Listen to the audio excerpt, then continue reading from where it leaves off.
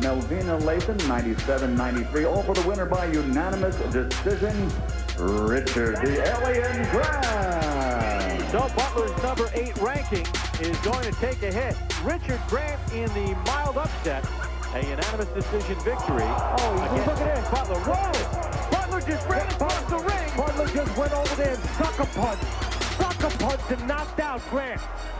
Oh boy! Terrible. And the new commissioner, Ray Kelly, will do something very, very enforceful here. You want to talk about Zab Judah and his antics, losing some money in a suspension? James Butler should never be allowed in the ring again. Absolutely. Never. That's assault. That is assault. He should be arrested on the spot. He should be arrested right on the spot. That is assault and battery. This will be the first test for the new commissioner, Ray Kelly, and I know that he will handle this the right way. What a punk. We're going to take a look at it one more time. Richard Grant, unanimous decision win. He turns to Butler to shake his hand, congratulate him, putting his arm out. Boom! Right there. He was a coward and he couldn't get him during the fight, and he sucker punched him right there. The decision was unanimous in favor of Luis Resto, but shortly after the fight, Collins' handlers charged that Resto's gloves had been tampered with, that some of the required padding had been secretly and illegally removed, adding extra impact to Resto's punches.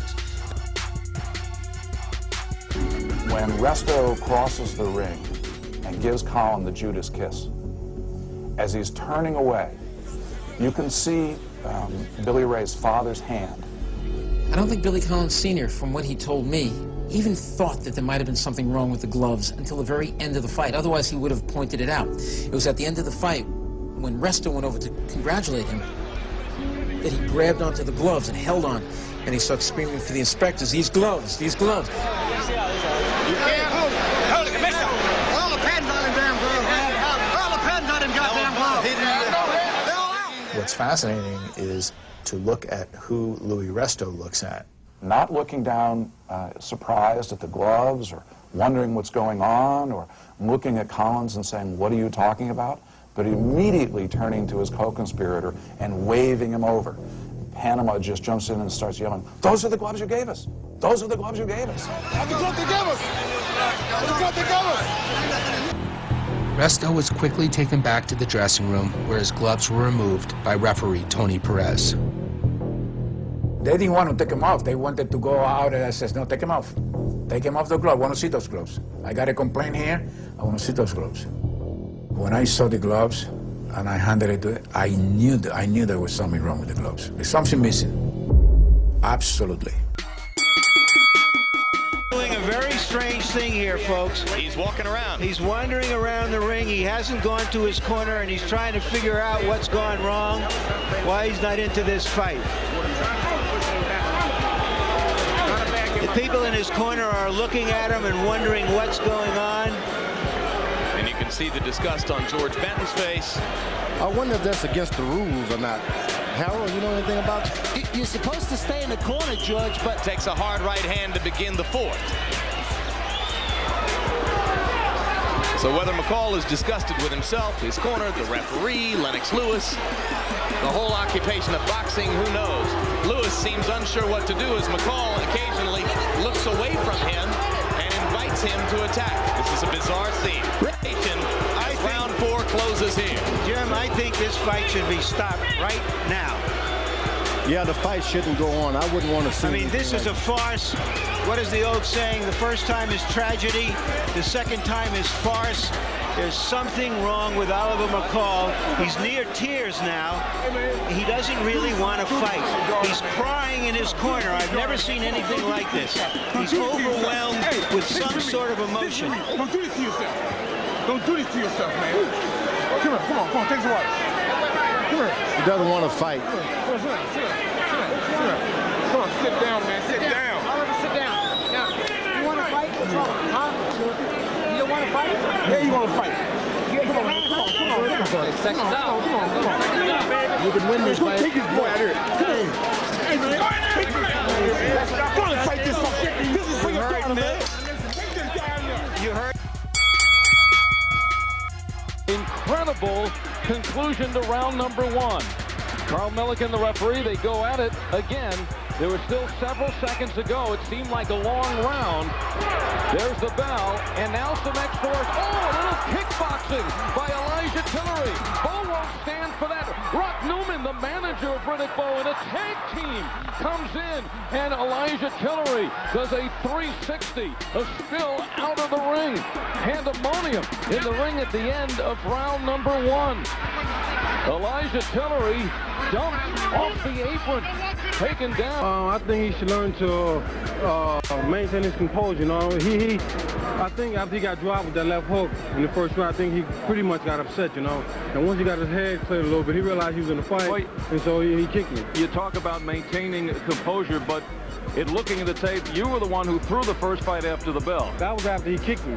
I mean, I pushed him. Well, we're going to get another look. After he kicked me, that, you know. All right, that remains to be seen. Let's take another look at the tape. This was the conclusion. He was holding on. He was warned twice already for holding. You had him in deep trouble here in the first round. Right here, you see, he's taunting me. Up, there goes the left. The bell ring. He kicked me and he punched me at the same time. Kicked me again. Well, he kicked me about 3 times, right? And then he got yoked. See? Kicked me 3 times. Chump. And this is where your manager, Rock Newman, who's becoming a star here on USA, came in. Rock, what kind of a hold, and have you been working on that during practice sessions? Absolutely not. I'm sorry that particular incident took place. Things got a little heated. I don't know what the hell Tillery thinks this is. He goes around kicking this guy, and I saw him intentionally try to kick him in the groin. We are a team. We are a family. We can't let those kind of things happen. At the end of it. Now let's go into the corner with Lewis Curtis. Now let's see how fast his cornerman can get in there. Sit that man down on a stool. Look how confused they are over there. That's it, huh? That's all. Can't see over there, brother. How about I have a cut? This one has an intended cut. This one's getting ready to cut. Lewis Curtis.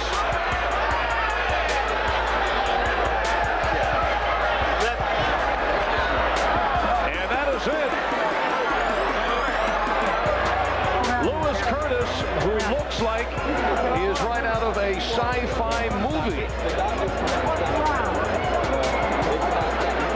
And the doctors come in, and apparently the doctor recommended that they stop the fight, but here in D.C., a doctor cannot stop the fight. And the referee, it's in his hands, and he now waves it off. Ray Klingmeyer, on the advice of the doctors, has stopped the fight.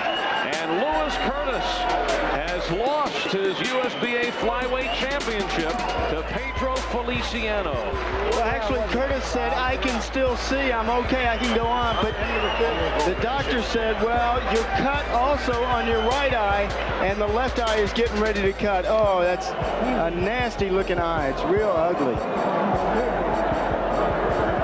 The left eye. The right eye has got about of an inch slice in it, but the bag problem is that left eye.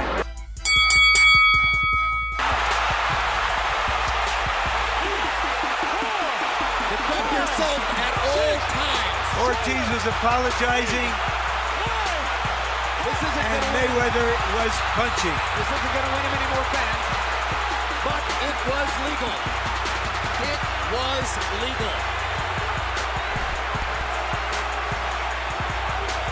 For this victory, because without God, all this wouldn't be possible. I want to thank my team.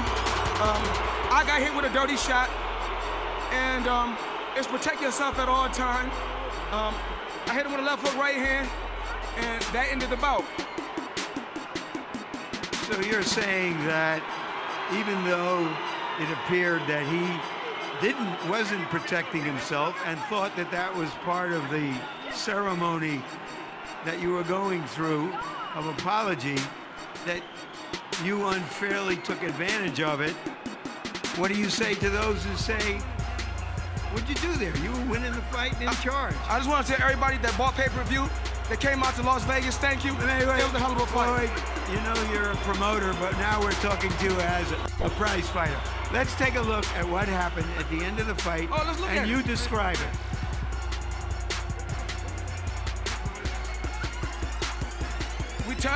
We touch gloves. We back to fight hook. Right hand. And that's all she wrote.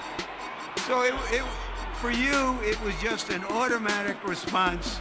Let's get on with the fight. It's protect yourself at all time. He done something dirty. We're not here to cry and complain about what he did dirty or what I did dirty. I was victorious. If he want a rematch, he can get a rematch. You were in charge of the fight. You were aggressive and trying and taking advantage of what you saw as a flaw. You know what I'm gonna do? Because you don't ever give me a fair shake. You know that? So I'm gonna go and let you talk to Victor Ortiz, all right? I'm through. They put somebody else up and give me an interview. What are you talking about? What are you talking about? You heard him. You never give me a fair shake. HBO needs to fire you. You don't know shit about boxing. You ain't shit. You're not shit. I wish I was 50 years younger and I'd kick your ass. You won't do shit. Clay had started a harassment campaign against Liston, trying to force a fight, even going so far as to rent a bus and drive it to Sonny's house while calling him a coward and a bum through a bullhorn.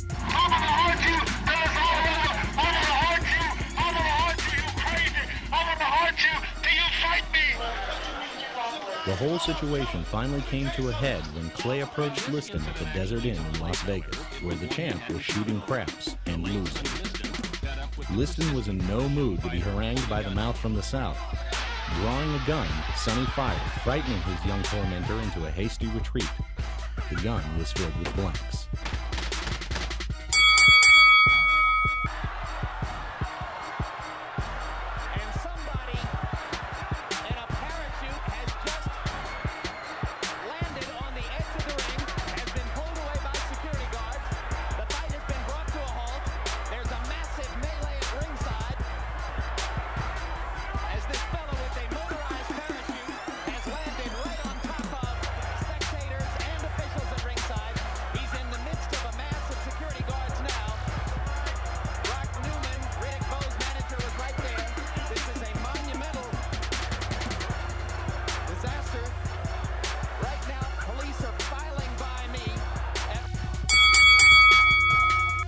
Zabi's just waiting to counterpunch right now.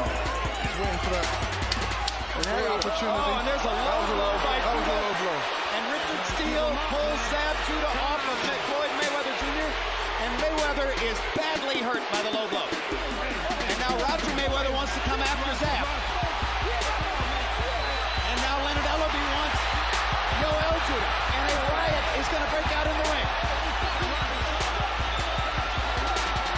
Law enforcement authorities in the ring to try to break it up. Bunch of hotheads in there.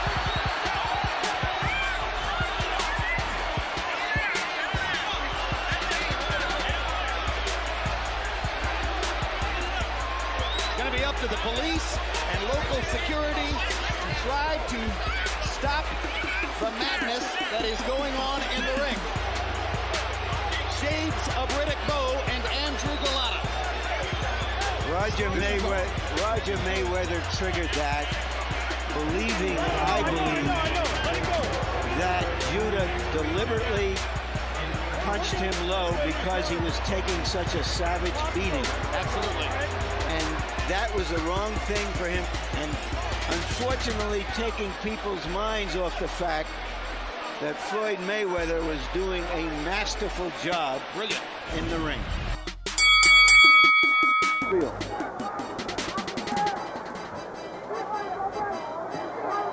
Good stiff jab. That's the jab Mike didn't have in the... Oh, disgusting tactics here by Mike Tyson.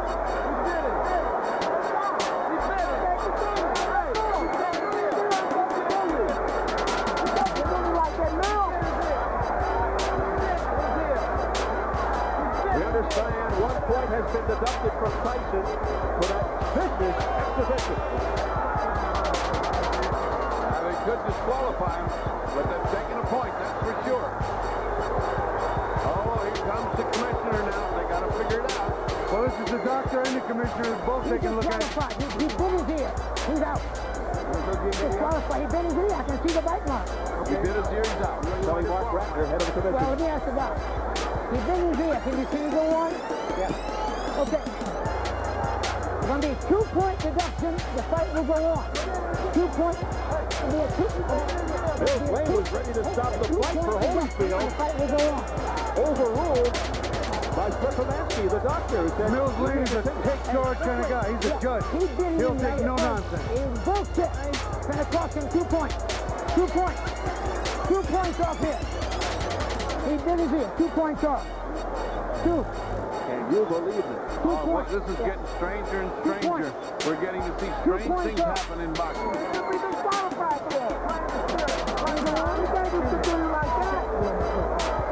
go back to the change of referee. I wonder how this would have played in Mitch Halpern's eyes. Oh, my goodness. That's a thought, Bobby. You got a big, tough judge here.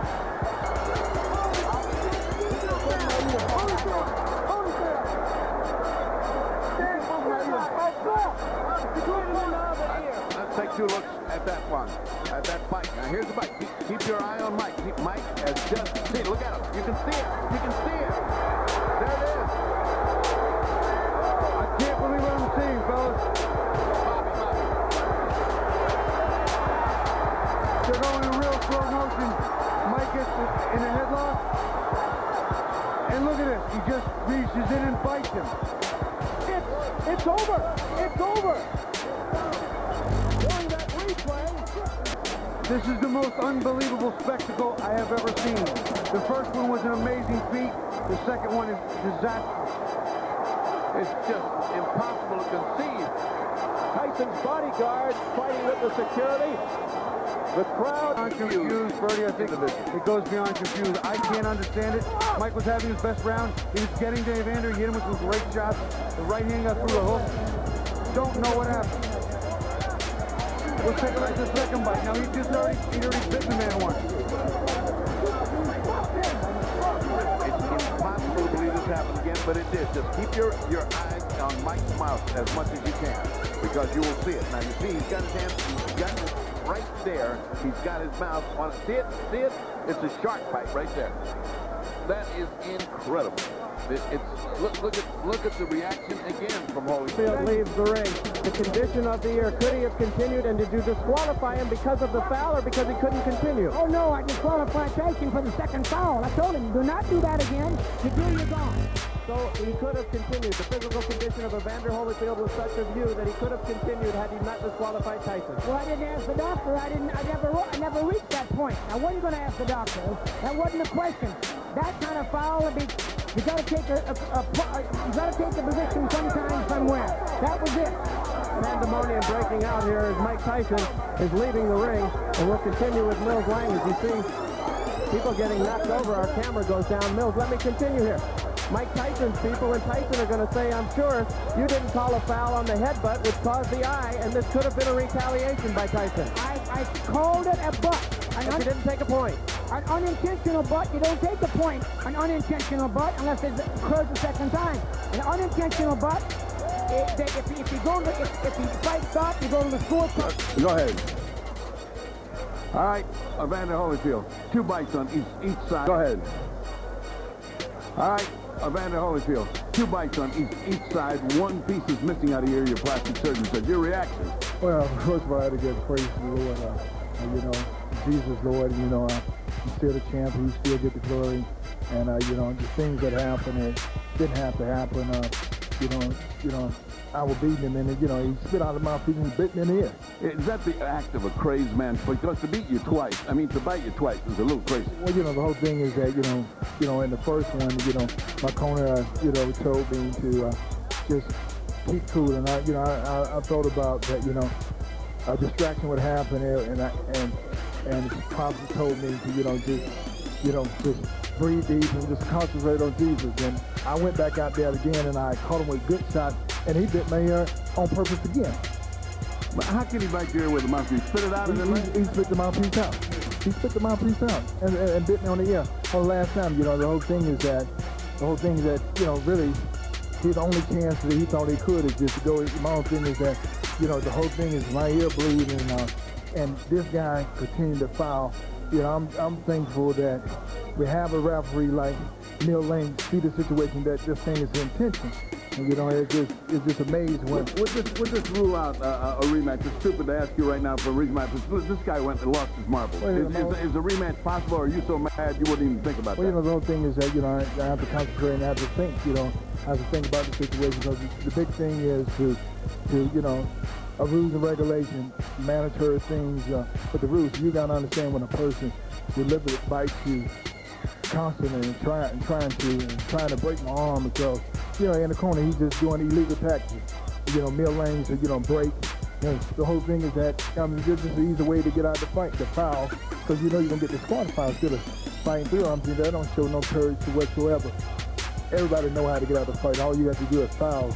You'll get yourself out, then you can say, well, he didn't beat you. Would you say this is the act of a desperate man? Would you say he was desperate in there? Is that the word, you think, to cause a guy to do something so unusual? Well, the whole thing is that, you know, I truly believe that fear itself causes people to do the easiest thing, the quickest thing to get out. The whole thing is that we're in the fight already, so why do you have to bite somebody? If you feel that you can whoop me, why you can't whoop me with the gloves on? This is a boxing match. This is not a rumble. When the fight is over, then you get brave and you really want to fight. You had a chance to fight. You know, why you got to bite me on my hip? The whole thing is that, you know, it's not real. You know, the whole thing is that I just give praise to the Lord that it's not worse than it is. I thought my ear had fell off. Well, your plastic surgeon here says a piece is missing out of your ear, which means you'll have to have a plastic repair, and either ear, since human bites are so dangerous, have to be taken care of tonight at the hospital. I look forward to the hospital. Good thing I got a doctor. All right, good. I mean, it's remarkable. Let's go to Gray. Right now, let's go back over to Jim Gray. All right, thank you, Steve. I'm now joined by Mike Tyson. Mike, first of all, let's go in chronological order. The headbutt in the second round.